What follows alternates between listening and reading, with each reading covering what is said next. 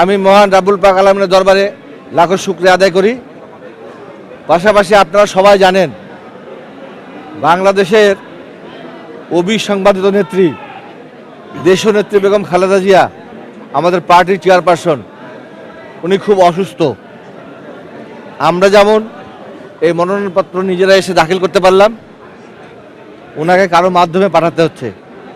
আল্লাহর কাছে, আল্লাহ পাকের কাছে আমরা দোয়া করি আল্লাহ যেন এই নির্বাচনী ময়দানে তাকে অন্ততপক্ষে প্রচারণায় সুযোগ করে দেওয়ার জন্য হলেও সুস্থ করে দেন।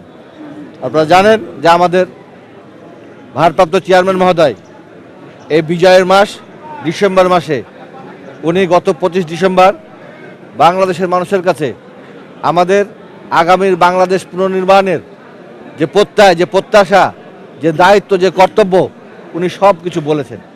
আমরা আমাদের নিজ নিজ এলাকায় সেইগুলোকে পুঙ্খানুপুঙ্খভাবে আমরা ইমপ্লিমেন্টেশন করার চেষ্টা করব। পাশাপাশি আমাদের এই রাজশাহীর এবং আমি মনে করি যে পিছিয়ে পড়া আমার পাবামোহনপুরবাসী যারা এখনো বেকার আছে,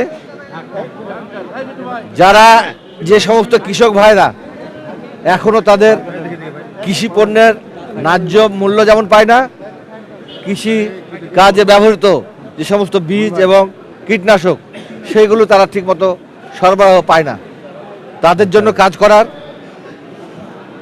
আমাদের মা বোনদেরকে স্বাবলম্বী করার জন্য আমাদের যে নারীদের প্রতি যে কমিটমেন্ট আছে, বিশেষ করে ফ্যামিলি কার্ডের, সে বিষয়ে কাজ করার, আমাদের শিক্ষার গুণগত মান বৃদ্ধির জন্য আমাদের যে কমিটমেন্ট করা আছে, জাতির সামনে আরও পরিষ্কার হবে কয়েকদিন পরে, ইশতেহার নিশ্চয় বিএনপির পক্ষ থেকে দিবে সেইভাবে।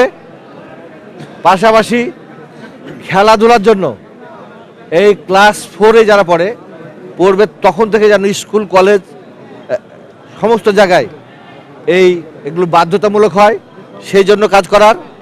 আর পাবামোহনপুরের অবকাঠামোগত যে সমস্ত উন্নয়ন সেগুলো পুঙ্খানুপুঙ্খভাবে না হলেও আমরা যেন চেষ্টা করতে পারি, শুরু করতে পারি, সেই জন্য জনগণের কাছে আমরা সহযোগিতা চাই।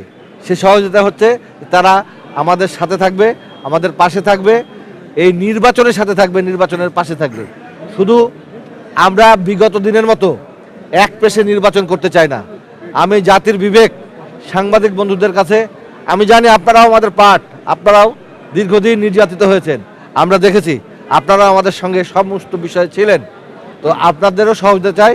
আপনারা যেভাবে দেশের এবং দেশমাতৃকাকে ভালোবেসে আপনারা যে জনগণের সাথে থেকে, পাশে থেকে যেভাবে বিগত দিন আপনারা সহযোগিতা করেছেন, আগামী দিনেও আমিও আপনাদের সহযোগিতা পাবো আশা করে, এবং আগামী দিনে সকল প্রত্যাশা যেন মানুষের আমরা পুরোপুরি করতে না পারলেও যেন ধারের কাছে যেতে পারি, এই জন্য আপনারা সবাই দোয়া করবেন, সহযোগিতা করবেন। এটাই হচ্ছে আজকের দিন আমার প্রত্যাশা।